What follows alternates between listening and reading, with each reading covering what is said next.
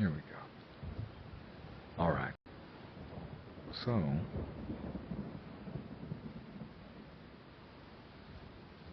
I'm going to tell you all a story about a magical little fox. Hmm.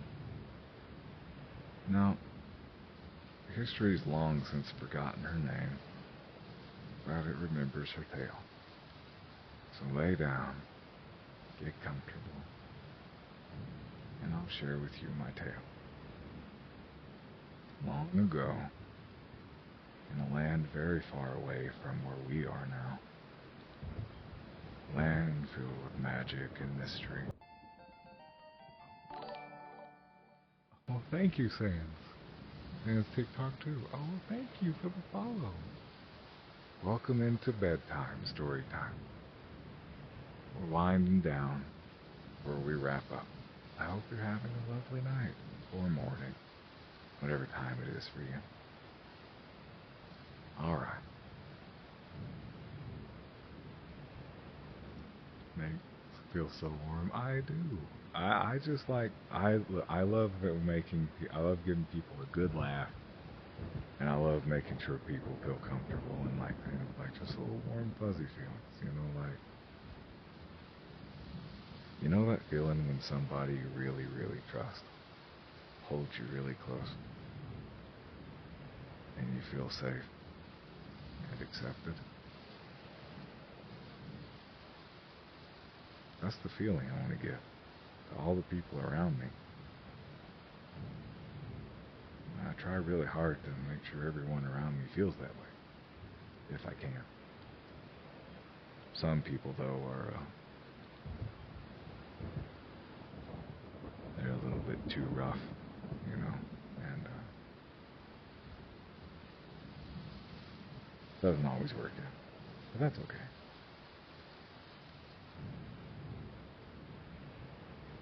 Mm. But we'll get back onto our story. Sweetheart. Oh, thank you, honey. I,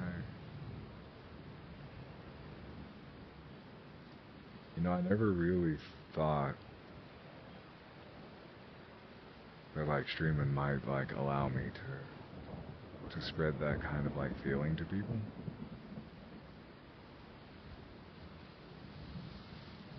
I guess it really is just kind of dawning on me now.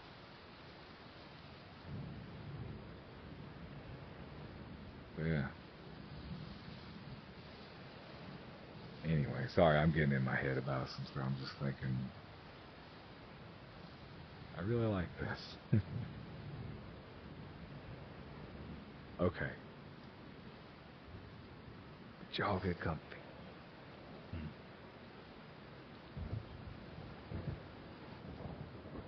Let's have a little story before we end things tonight. All right,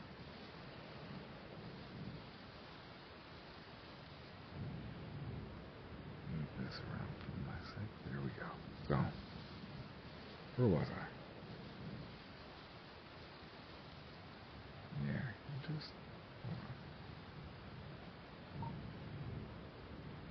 Yeah, there you go. You just rest your head on my lap. You're okay. I got you. So, long ago, in a land, like I said, far away, very different from here, place of magic, mystery, and legends, there was a little fox. She was quite the trickster. She loved playing tricks on all the humans in the neighboring village. Well, one day, she realized that she had a bit of magic. This magic allowed her to make things look as though they were something different from what they really were. She started off by just turning things, making something look like what it wasn't. Like, for example, making a rock look like a ball, and then having a laugh when someone would come over to kick it and they'd stub their toe. She was a little mean.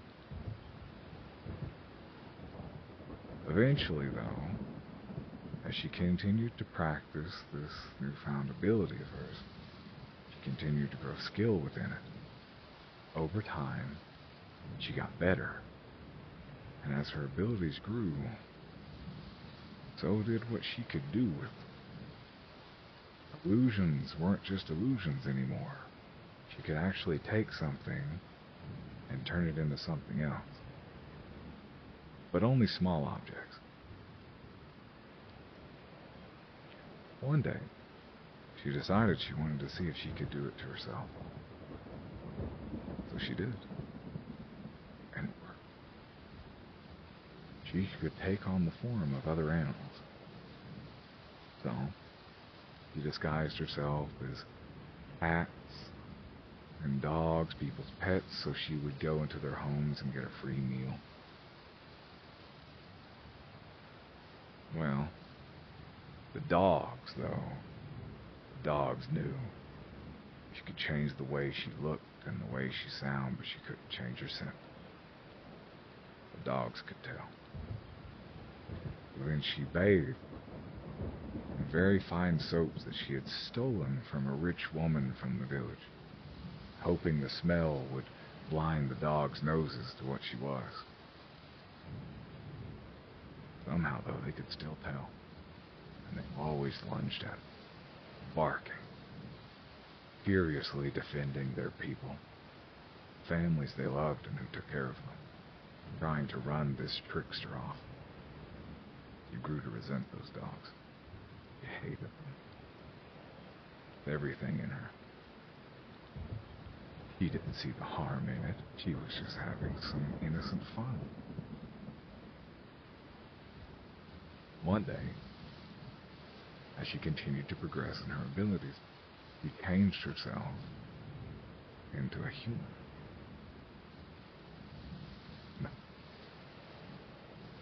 This was extraordinary, because not only did she look human, she sounded human too. She thought to herself, this is the ultimate ability to fool all of those stupid, nasty, rotten villagers with their stupid dogs, she thought. I'll fool them and trick them and steal their food, and I'll live a good life. I'll be happy and full. One day, she found a huntsman.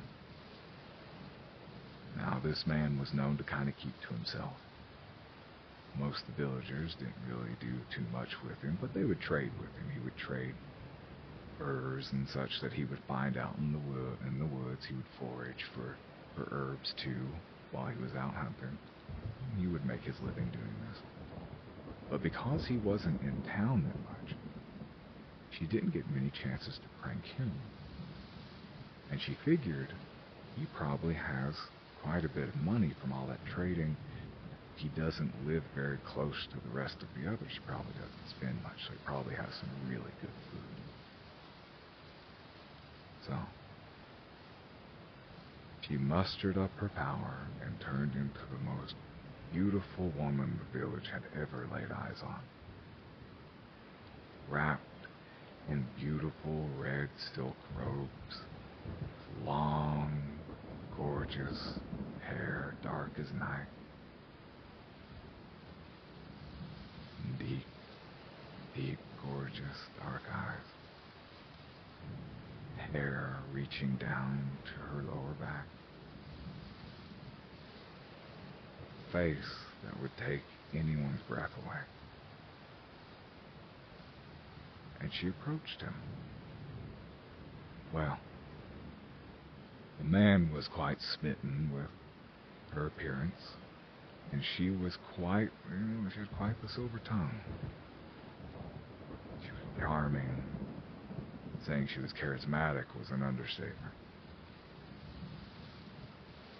So she sweet-talked him, and she would meet with him every few nights. and they would go walking throughout the woods, and they would talk about life.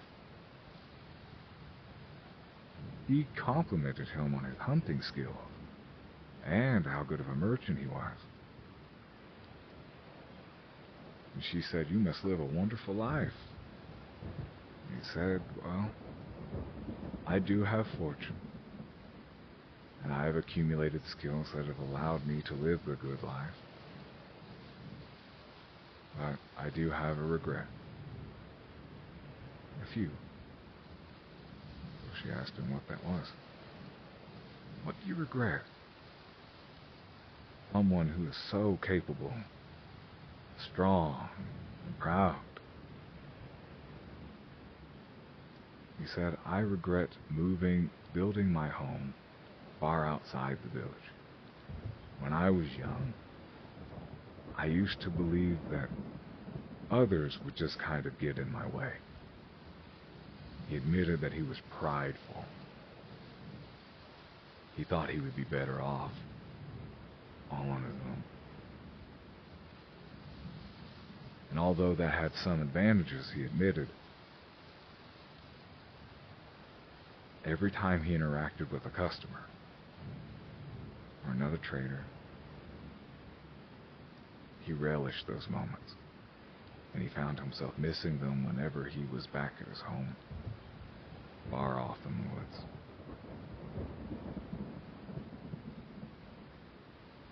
He wished he let more people in his life.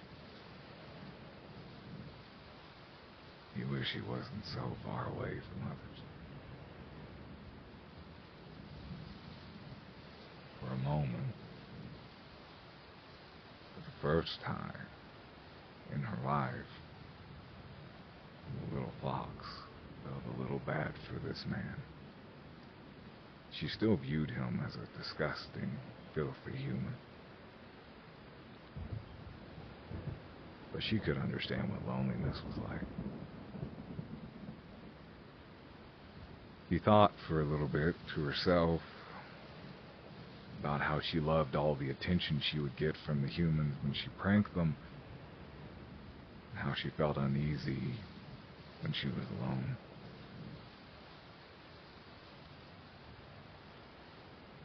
Sure, tricking them got her food, typically, and a good laugh at their expense.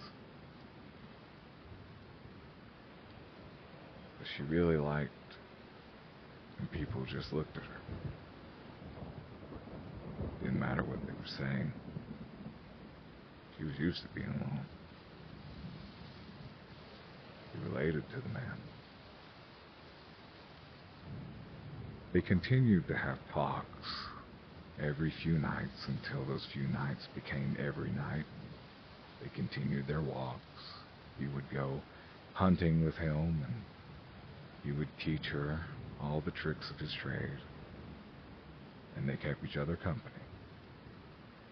One day he invited her to come to his home if she would like a meal.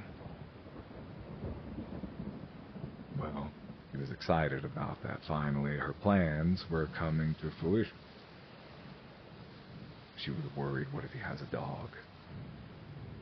Magic could fool the humans, but not those damn beasts, she thought. She asked him, "Do you have a dog by chance?" He thought it an odd question, but he didn't want to question why. He figured she had her reasons, and he wanted to respect that. He said, "No, I'm alone. No one lives with me, no pets. I'm too wary of them getting into any of the furs and stuff I collect." She said, "Excellent." So they went, and they had a lovely dinner. Some of the best food she ever had. It was a stew. Stew he fixed from many herbs and roots he found in the woods, and with some boar meat. He had never been able to taste boar meat before. They were too large and intimidating, mean creatures. The man was very kind. This was the first time any human had ever been nice to her. this was also the first time she had been kind to anyone. She thought to herself,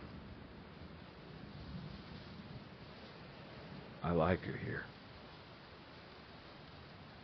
He's still a stupid, smelly old human. But he's not so bad. But I'm going to still trick him, as I do all of them, because they deserve it. Nasty creatures. They show these moments of kindness, but they can be mean and cruel when they don't get what they want. He thinks me a beautiful maiden he stumbled upon. That's the only reason he is kind. He is not deserving of any better treatment than what I've given the others. So she thought to herself. They continued to get close over the coming months. And the months turned to years, and she had a thought. It would be the funniest prank, the ultimate insult, if she tricked this human into marrying her. And then, after that, she could get all the free food she wanted, and a warm home, and he would provide. And then one day, when she grew tired of his company, then she could reveal her form and mock him for being fooled by some fox.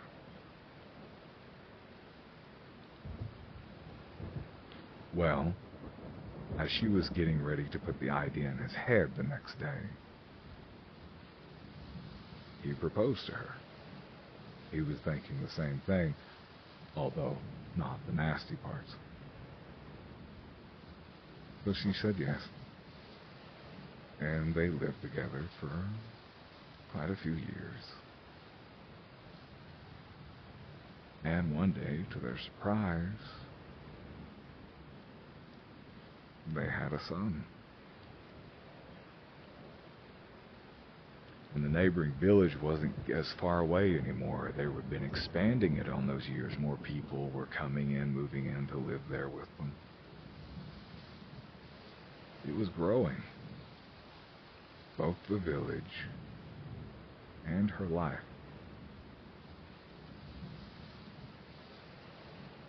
She was happy there.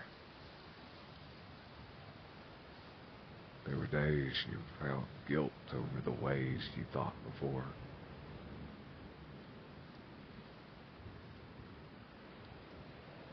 One day, while she was helping teach their son how to walk in their backyard, and her husband was standing there, watching with pride and love in his eyes, his wife and his son, and the life they had built together. He was happy. She was too. Remember I said the village had been expanding, though? Well, now they weren't so alone. As the village grew, the couple acquired neighbors. Neighbors moved in and they were friendly. They would sometimes give each other gifts of food or clothes. Sometimes they would come over and bring their children to play in the backyard with their little baby boy.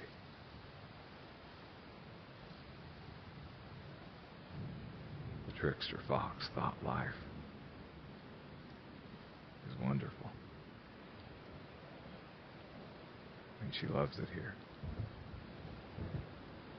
One day, while she was teaching their son how to walk in that backyard, they had so many memories. She learned that the neighbors had acquired a pet dog. This dog would bark at her every day, and it was tied to a leash on this pole in their backyard, the neighbor's home. It would bark at her constantly. It knew. He could fool every human, everyone, maybe even herself, but that beast knew what she was, and it didn't trust her.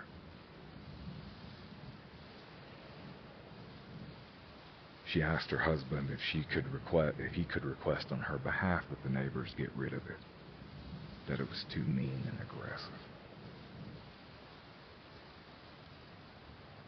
So he did, and the neighbors refused. He told her it couldn't be helped, but they keep it leashed. It'll be okay. The dog made her nervous. Every night she could hear it barking. To the humans, it was just a dog. She could understand it. To her, it wasn't barking, they were words. Monster. Liar. Deceiver. I know what you are.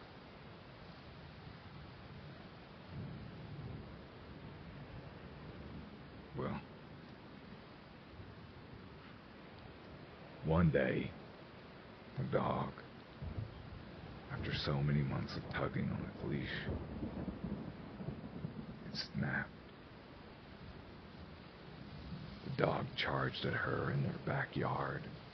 Her husband standing there, holding their son, mouth ajar, watching this beast charge at his wife, screaming at the dog. No, he charged out for it. The dog frightened her, and she lost, for the first time in all these years, her concentration.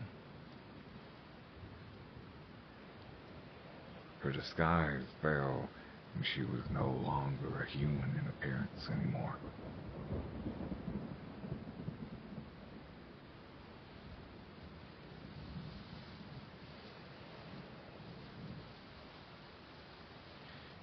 She was a fox. She jumped wildly into the woods, running from the dog, and she got away from it.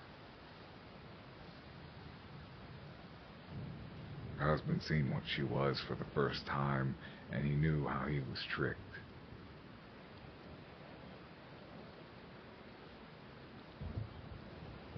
She sat in the woods atop a rock, and she wept, and she wept.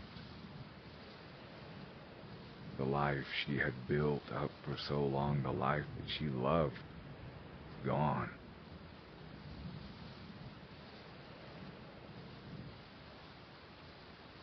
She would watch her son and her husband from afar for the coming weeks, wishing to have her old life with them back. She was too afraid of her husband, though. He was a hunter by trade. He was used to hunting down animals. He feared his wrath, his anger for her deception, for deceiving him, lying to him all these years. He was the trickster fox that he had heard stories about.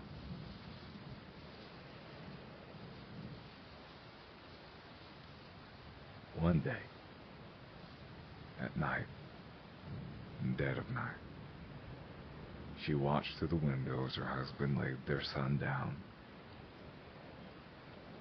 and told him a story to help him nod off to sleep. He blew out the candles, and the house went dark. And he came out to the backyard, where they spent so much time together as a family. And he put out a bowl of stew, the same kind they ate that first night when she came to his home. And he went out into the woods, and he yelled, "I do not care what you were. I do not care that you may have been trying to fool me. But I do care about you. I don't care what you are or where you come from. You are my wife, and I love you, and our son loves you. and I want you to be there in his life and in mine. If you ever do come back, I will welcome you back with open arms. All you will know is forgiveness.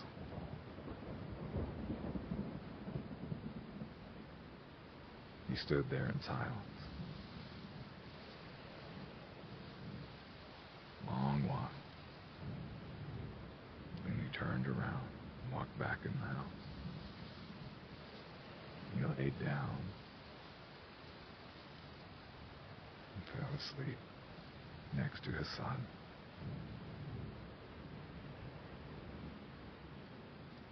The next day, he noticed that the bowl was gone. He wasn't sure if she'd come and taken it, or maybe another animal did.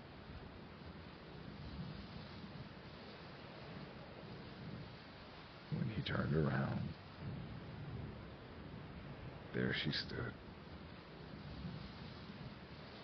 looking the way she always did, in her human form, holding the empty bowl.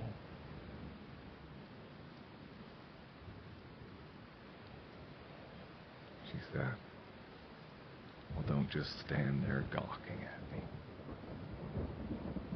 Come on, we have dishes to do." The man's eyes filled with tears rushed over to his wife, and he picked her up. And he walked back into the house. And she lifted her son up for the first time in so long.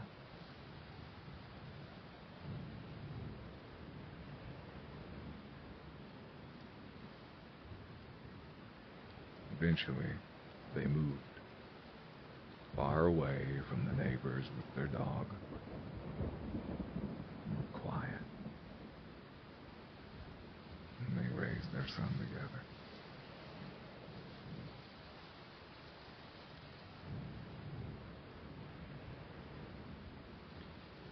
He sought forgiveness, and he gave that to her.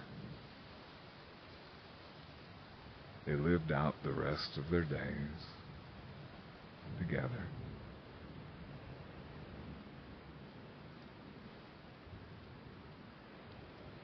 But that's the end of our story.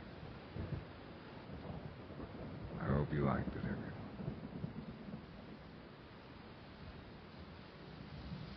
And like always, thank you for keeping me company. I hope you rest well. Have a lovely day. Take care of yourselves, okay?